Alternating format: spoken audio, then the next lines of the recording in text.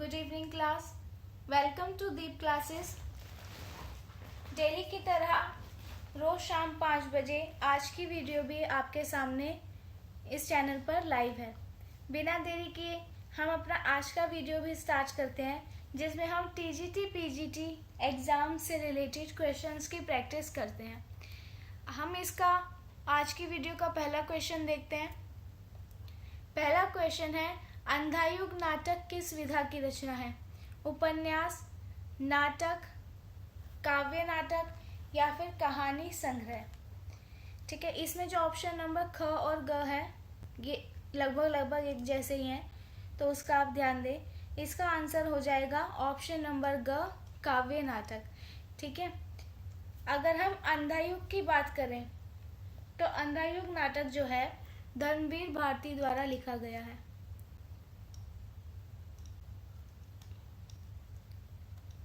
अंधायुग नाटक के जो रचनाकार हैं वो माने जाते हैं धर्मवीर भारती। इस नाटक के अगर हम प्रकाशन वर्ष को देखें तो वो है 1954। इसमें ये नाटक प्रकाशित हुआ था। इस नाटक का जो कथानक है वो महाभारत युद्ध के अंतिम दिन से लेकर के कृष्ण की मृत्यु तक के पूरे घटनाक्रम को आधार बनाकर लिखा गया है। ठीक है, धर्मवीर भारती ने जो है इसके अलावा जो नाटक की रचना की वो है प्यासी नदी थी। इनका एक अन्य नाटक है प्यासी नदी थी। तो एक तो ये नाटक हो गया और एक ये हो गया अंधायुग। तो इन्होंने इन दो नाटकों की रचना की। ठीक है, धर्मवीर भारती के उपन्यास देख लेते हैं हम यहीं पर। इनके उपन्यासों में नाम आ जाएगा, एक तो है गुनाहों का देवता,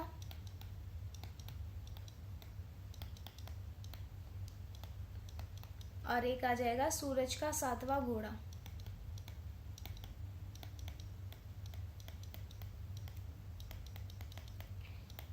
ये दोनों जो हैं धर्मवीर भारती के उपन्यास हैं। धर्मवीर भारती के अगर हम काव्य संग्रह को देखें, इनका काव्य संग्रह भी बहुत इम्पोर्टेंट है, एग्जाम्स में पूछा जाता है। तो इनके काव्य संग्रह में आ जाएगा ठंडा लोहा, 7 गीत वर्ष,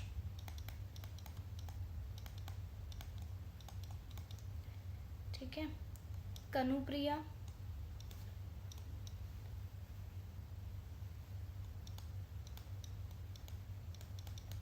और एक आ जाएगा सपना अभी भी।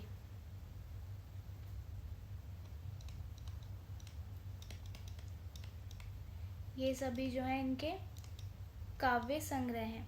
धर्मवीर भारती ने निबंध और आलोचना भी लिखी, तो इनकी निबंध और आलोचना भी हम यहीं देख लेते हैं।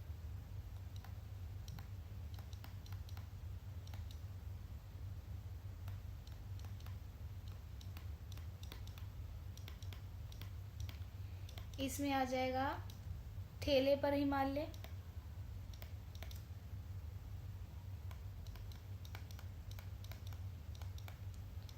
और एक आ जाएगा पश्यंती। ठीक है, इनका कहानी संग्रह भी है, इनके कहानी संग्रह को भी हम यहीं पे देख लेते हैं।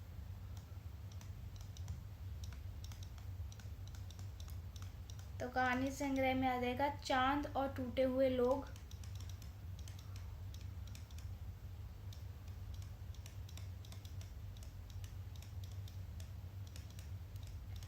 इसके साथ एक आ जाएगा बंद गली का आखिरी मकान।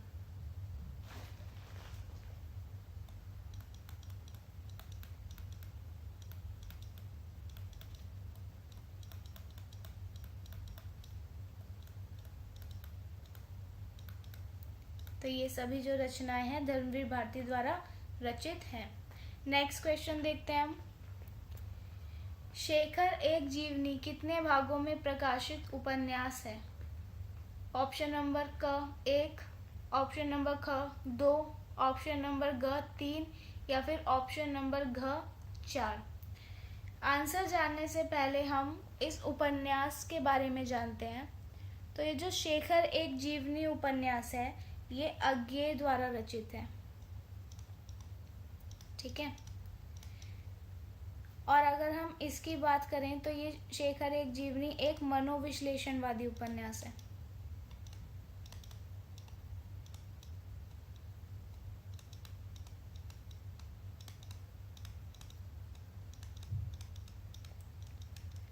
और ये उपन्यास जो है हमें फ्लैशबैक शैली में देखने को मिलता है। फ्लैशबैक शैली, ठीक है। इसके आंसर की बात करें तो इसका आंसर हो जाएगा ऑप्शन नंबर ख 2। तो शेखर एक जीवनी जो है ये 2 भागों में प्रकाशित उपन्यास है। इसके अगर हम प्रथम भाग की बात करें तो इसके प्रथम भाग का नाम है उत्थान।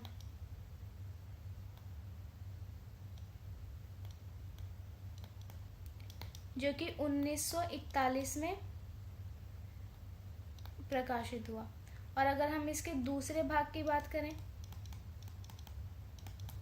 तो इसका दूसरा भाग है उत्कर्ष और इसका रचना काल है 1944। ठीक है, ये हो गया शेखर एक जीवनी उपन्यास के बारे में। अज्ञे ने जो है इसके अलावा भी कई उपन्यासों की रचना की, तो इनके हम अन्य उपन्यास देखते हैं क्योंकि एग्जाम में इनसे जो है क्वेश्चन बनते हैं। एक तो यही हो गया शेखर एक जीवनी जो 2 भागों में प्रकाशित है। इसके अलावा एक है नदी के दीप और एक है अपने अपने अजनबी।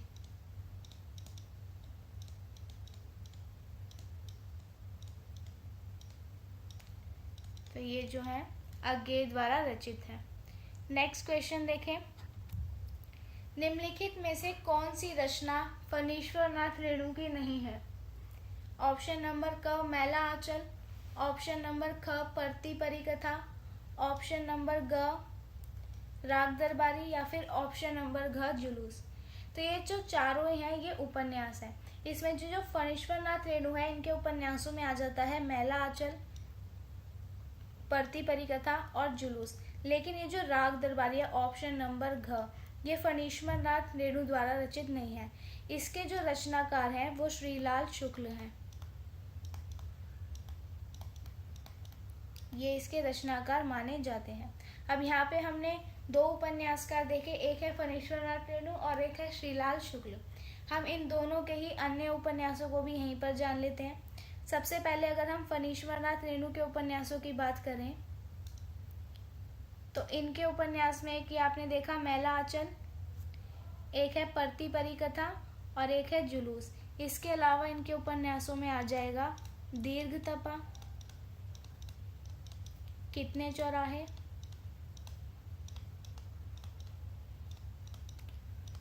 और आ जाएगा इसमें पलटू बाबा रोड।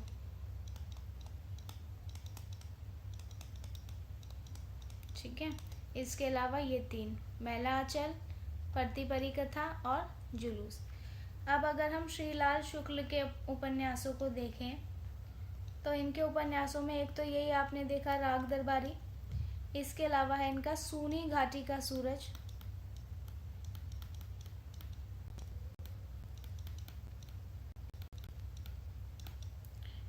अज्ञातवास,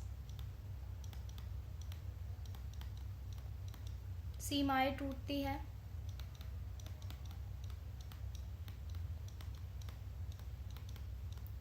पहला पड़ाव,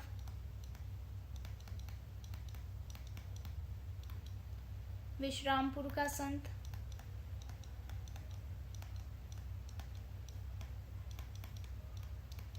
और एक है राग विराग। तो ये सभी जो उपन्यास हैं ये श्रीलाल शुक्ल द्वारा रचित हैं। नेक्स्ट क्वेश्चन देखते हैं, आशान का एक दिन, इसके रचनाकार कौन है? मोहन राकेश, जगदीश चंद्र माथुर, हबीब तनवीर या फिर भीष्म सहानी। इसके अगर आंसर की बात करें तो इसका आंसर हो जाएगा ऑप्शन नंबर ए यानी ऑप्शन नंबर क मोहन राकेश। आशान का एक दिन जो है मोहन राकेश द्वारा रचित एक नाटक है। इसके अगर हम प्रकाशन वर्ष की बात करें तो ये हो जाएगा 1958। मोहन राकेश ने जो है इसके अलावा भी कुछ नाटकों की रचना की। मोहन राकेश के कुछ नाटक देखते हैं। इसमें आ जाएगा लहरों का राजहंस और आधे अधूरे।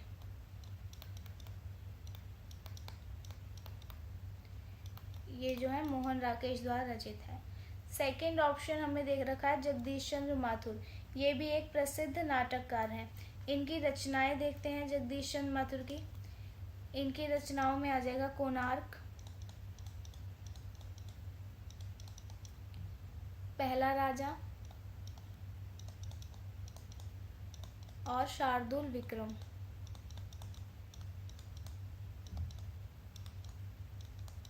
ठीक है। फिर है हमारा ऑप्शन नंबर ग, हबीब तनवीर। अगर हम इनकी रचनाओं की बात करें, हबीब तनवीर की, तो इनकी रचनाओं में आ जाएगा चरणदास चोर,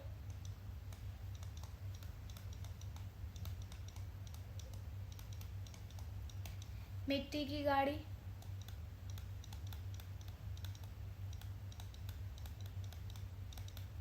और है आगरा बाजार।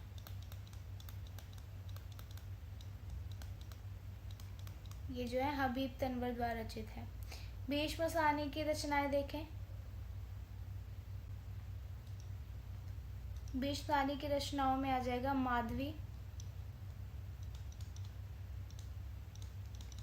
हानुश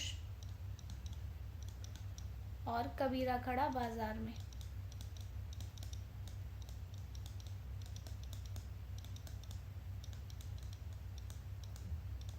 ठीक है, यहाँ पे भी हमने चारों ऑप्शंस देख लिए। नेक्स्ट क्वेश्चन देखते हैं। ज्ञानपीठ पुरस्कार प्राप्त करने वाली पहली महिला साहित्यकार कौन थी? महादेवी वर्मा, अमृता प्रीतम, कृष्णा सोबती या फिर आशापूर्णा देवी। इसका जो आंसर है वो हो जाएगा ऑप्शन नंबर घ, आशापूर्णा देवी। तो आशापूर्णा देवी जो है ज्ञानपीठ पुरस्कार करने वाली पहली महिला साहित्यकार थी। इन्होंने 1976 में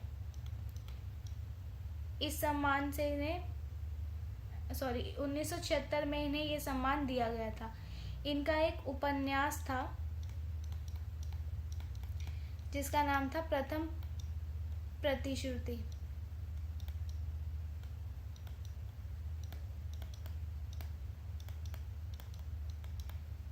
इसके लिए इन्हें ज्ञानपीठ पुरस्कार दिया था।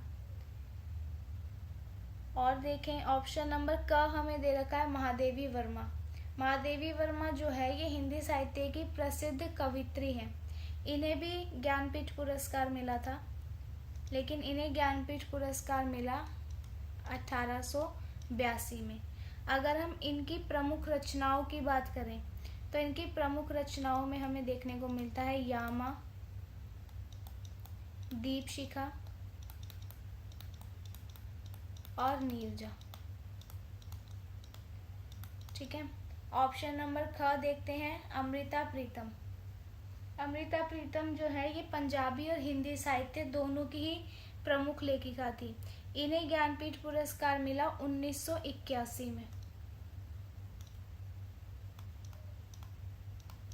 अगर हम इनकी प्रसिद्ध रचनाओं की बात करें तो इसमें आ जाएगा कागज ते कैनवास,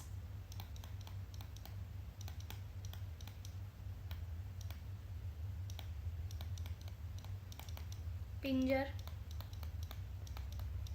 और रसीदी टिकट। ठीक है, ऑप्शन नंबर ग है कृष्णा सोबती। कृष्णा सोबती को जो ज्ञानपीठ पुरस्कार मिला वो इन्हें मिला था 2017 में। कृष्णा सोबती की अगर हम प्रमुख रचनाएं देख लें तो इसमें आ जाएगा जिंदगी नामा, मित्रों मरजानी,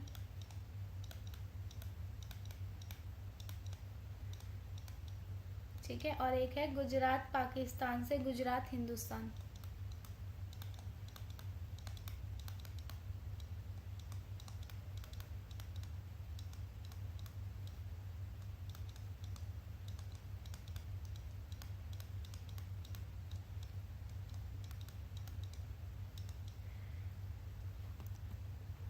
ठीक है, ये जो है ऑप्शन नंबर घ, आशापूर्णा देवी। अगर हम इनकी प्रसिद्ध रचनाएं देखें तो एक तो यही हो गया प्रथम प्रतिश्रुति। इसके अलावा इनकी प्रसिद्ध रचनाओं में आ जाएगा स्वर्णलता,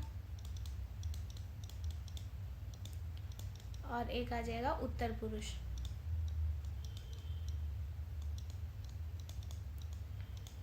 ये रचनाएं जो है आशापूर्णा देवी द्वारा रचित है। नेक्स्ट क्वेश्चन देखें, साहित्य अकादमी पुरस्कार किस वर्ष से प्रदान किया जाता था? 1950, 1954, 1961 या फिर 1959? इसका आंसर हो जाएगा ऑप्शन नंबर ख, 1954। ठीक है, पहली बार जो साहित्य अकादमी पुरस्कार है वो 1955 में दिया गया था माखनलाल चतुर्वेदी को।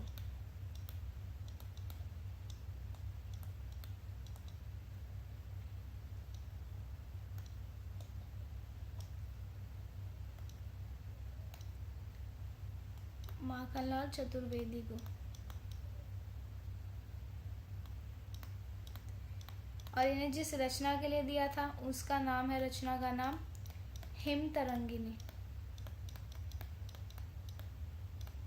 ठीक है, तो इन्हें जो है हिंदी भाषा में पहला साहित्य अकादमी पुरस्कार प्राप्त हुआ था इनकी रचना हिम तरंगिनी के लिए 1955 में। नेक्स्ट क्वेश्चन है, हिंदी साहित्य के इतिहास लेखन की सबसे प्राचीन परंपरा किस विद्वान से मानी जाती है? गारसा दत्तासी, शिव सिंह सेंगर, रामचंद्र शुक्ल या फिर जॉर्ज ग्रियर्सन? इसके अगर हम आंसर की बात करें तो वो हो जाएगा ऑप्शन नंबर क, गारसा दत्तासी। ठीक है, गारसा दत्तासी ने जो है सबसे पहले इतिहास लेखन की परंपरा शुरू की। इन्होंने जो ग्रंथ लिखा उसका नाम था इस्तवार दला लितरेतुर एंदुई हिंदुस्तानी।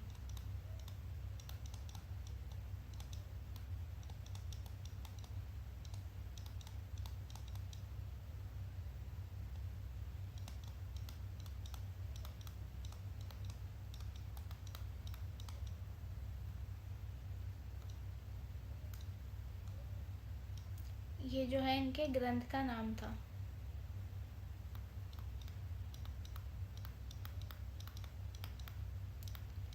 ठीक है, इसका जो पहला भाग था वो 1839 में आया और इसका दूसरा भाग आया 1847 में। ठीक है, फिर इसमें दे रखा है शिव सिंह सेंगर। शिव सिंह सेंगर की रचना जो इनका ग्रंथ था, साहित्य ग्रंथ, उसका नाम था शिव सिंह सरोज।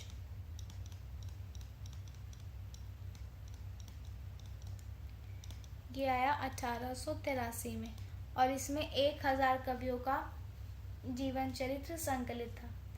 रामचंद्र शुक्ल के साहित्य इतिहास की बात करें तो ये तो सबको ही पता होगा, इनका था हिंदी साहित्य का इतिहास।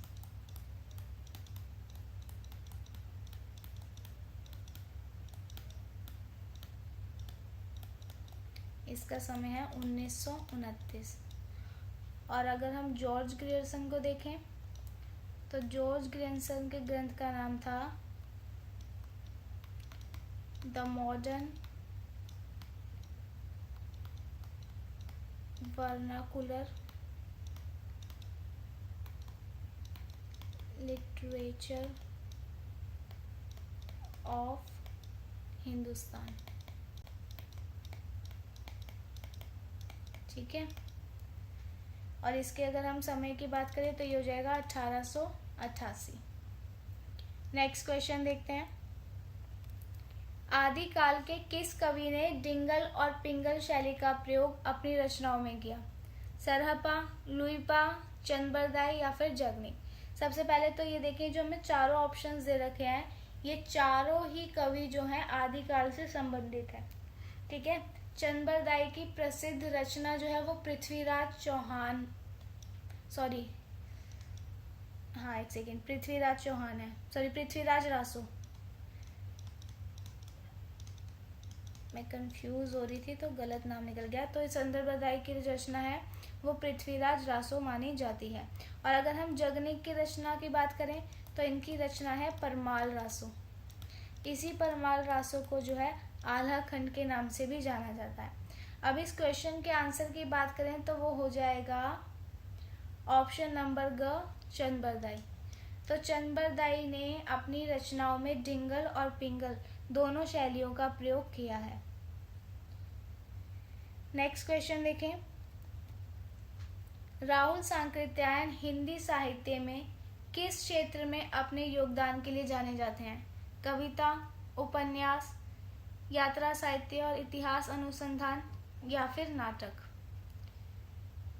इसके आंसर की बात करें तो इसका आंसर है ऑप्शन नंबर ग, यात्रा साहित्य और इतिहास अनुसंधान। राहुल सांकृत्यायन जो है ये हिंदी साहित्य के बहुमुखी लेखक हैं। इन्होंने बहुत सभी विधाओं में अपनी महत्वपूर्ण रचनाएं की हैं। इनकी हम महत्वपूर्ण रचनाएं भी यहीं पे देख लेते हैं। अगर हम इनके यात्रा वृत्तांत को देखें, सॉरी वृत्तांत की जगह हम यहाँ यात्रा साहित्य लिखते हैं, ठीक है। इनके यात्रा साहित्य को देखें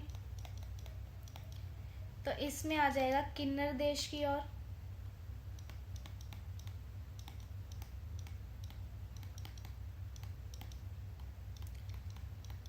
फिर है तिब्बत में 1.25 वर्ष,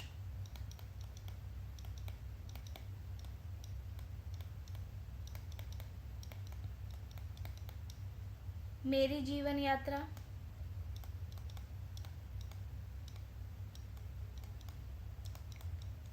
और एक है यात्रा के पन्ने। ये जो है ये इनके यात्रा साहित्य हैं। इनके उपन्यास देखते हैं।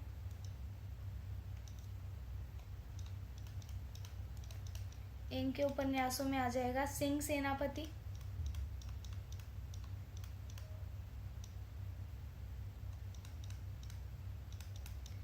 जय योधे,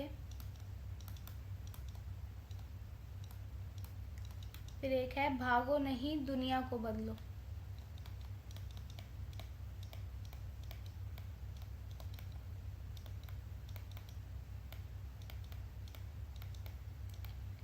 ये जो है ये इनके उपन्यास है।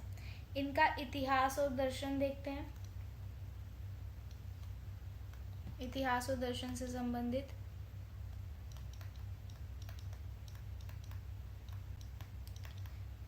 इसमें आएगा मध्य एशिया का इतिहास,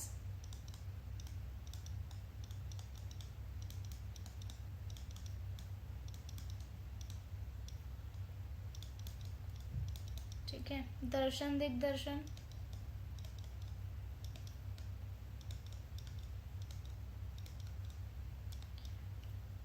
और एक आ जाएगा बौद्ध धर्म दर्शन और इतिहास।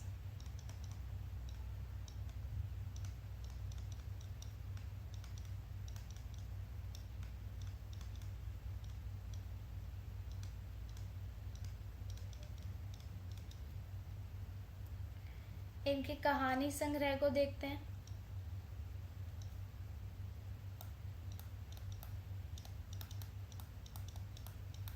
कहानी संग्रह में आएगा वोल्गा से गंगा,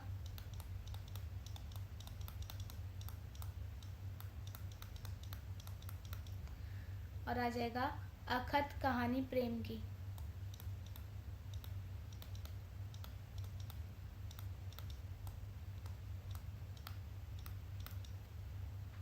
इनके निबंध और आलोचना को भी यहीं देख लेते हैं।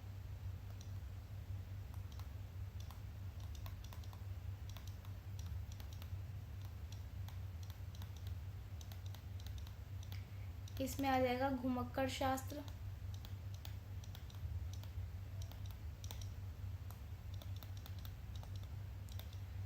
साम्यवाद ही क्यों,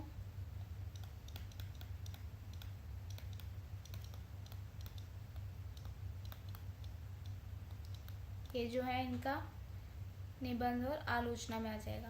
तो यहाँ पर हमने राहुल सांकृत्यायन के रचनाओं को देखा। इसमें हमने कहानी संग्रह, निबंध और आलोचना, इतिहास और दर्शन, उपन्यास और यात्रा साहित्य, इन सब के बारे में जाना। नेक्स्ट क्वेश्चन देखते हैं। संत सूरदास की रचनाओं में किस प्रकार का ज्ञान और वैराग्य का उपदेश मिलता है?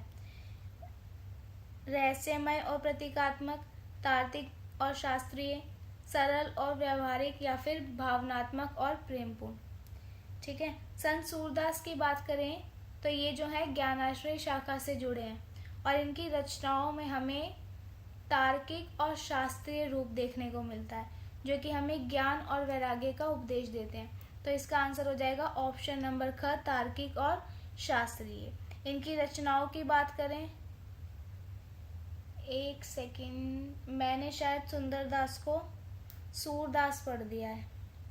ठीक है, तो एक बार फिर से मैं ये क्वेश्चन रीड करती हूँ। संत सुंदरदास की रचनाओं में किस प्रकार का ज्ञान और वैराग्य का उपदेश मिलता है? तो इसका आंसर हो जाएगा तार्किक और शास्त्रीय। संत सुंदरदास जो है ये ज्ञानाश्रय शाखा से जुड़े हैं। इनकी रचनाओं में हमें तार्किक और शास्त्रीय रूप में ज्ञान और वैराग्य का उपदेश देखने को मिलता है। और ये जो संत सुंदरदास है ये निर्गुण भक्ति के समर्थक है। इनकी अगर हम रचनाएं देखें, संत सुंदरदास की रचनाएं, तो इनकी रचनाओं में आ जाएगा एक तो वेदांत, योग और संत परंपरा। ठीक है, इसके अलावा है ज्ञान समुद्र,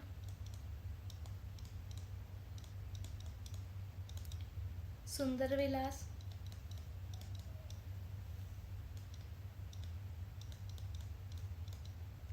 फिर है वेद विचार और एक तत्व ज्ञान। ये सभी जो है ये संत सुंदरदास की रचनाएं मानी जाती हैं। नेक्स्ट क्वेश्चन है, रीतिकालीन कवयित्री सेनापति किस प्रकार की रचनाओं के लिए प्रसिद्ध है? श्रृंगारिक रचनाएं, भक्ति कविताएं, प्रकृति चित्रण और ऋतु वर्णन, या फिर नीतिपरक दोहे। इसके अगर हम आंसर की बात करें तो इसका आंसर है ऑप्शन नंबर का, श्रृंगारिक कविताएं। सेनापति की अगर हम प्रमुख रचनाओं की बात करें तो इसमें एक तो आ जाएगा कवित रत्नाकर। ठीक है, कवित रत्नाकर में हमें श्रृंगार, वीर, रौद्र, भयानक और शांत ये सभी रस देखने को मिल जाते हैं। और इनकी एक रचना है काव्य कल्पद्रुम।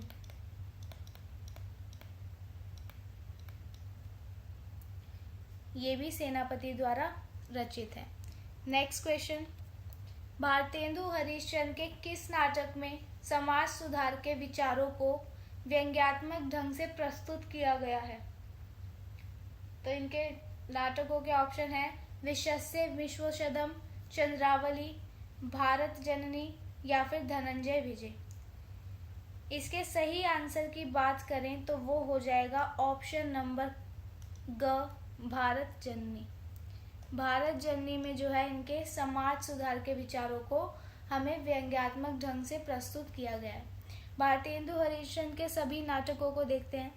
इनके नाटकों में आ जाएगा एक तो अंधेर नगरी, भारत दुर्दशा, नील देवी, चंद्रावली, धनंजय विजय। वैसे तो यहाँ पे लिखा हुआ है पर मैं यहाँ पे एक बार फिर लिख देती हूँ, धनंजय विजय, भारत जननी, सत्य हरिश्चंद्र,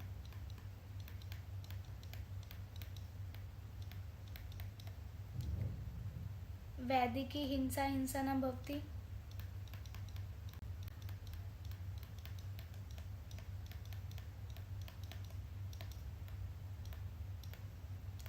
और एक आ जाएगा सती प्रताप।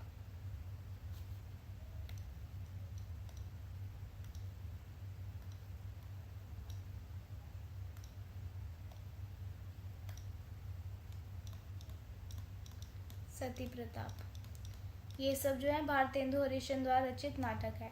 इसके अलावा जो है भारतेंदु हरिश्चंद्र के कुछ अनूदित नाटक भी हैं, ठीक है, तो हम उन्हें भी यहीं पे देख लेते हैं, इनके अनूदित नाटकों को।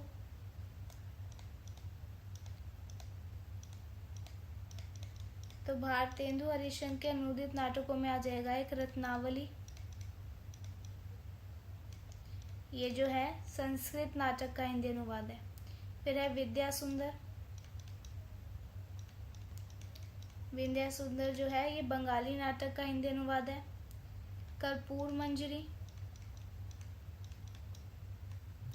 प्राकृत भाषा के नाटक का अनुवाद है ये। मुद्रा राक्षस, ठीक है, तो ये जो है विशाख दत्त का जो संस्कृत में जो नाटक है उसका हिंदी अनुवाद है। और एक आ जाएगा इनका दुर्लभ बंधु। दुर्लभ बंधु जो है ये शेक्सपियर के मर्चेंट ऑफ वेनिस का हिंदी अनुवाद है, ठीक है। तो यहाँ पे हमने भारतेंदु के मौलिक और अनूदित दोनों ही नाटकों के बारे में जाना। नेक्स्ट क्वेश्चन देखते हैं। द्विवेदी युग के किस लेखक ने सरस्वती पत्रिका के संपादन के अलावा नागरी प्रचारणी सभा के विकास में भी महत्वपूर्ण भूमिका निभाई? श्याम सुंदर दास, रामचंद्र शुक्ल, बाल मुकुंद गुप्त या फिर श्रीधर पाठक? तो इसका जो आंसर है वो है ऑप्शन नंबर का श्याम सुंदर दास। तो यहाँ पे तो सबसे पहले हमें खुद ही बताया गया कि श्याम सुंदर दास ने जो है सरस्वती पत्रिका का प्रकाशन किया, संपादन किया।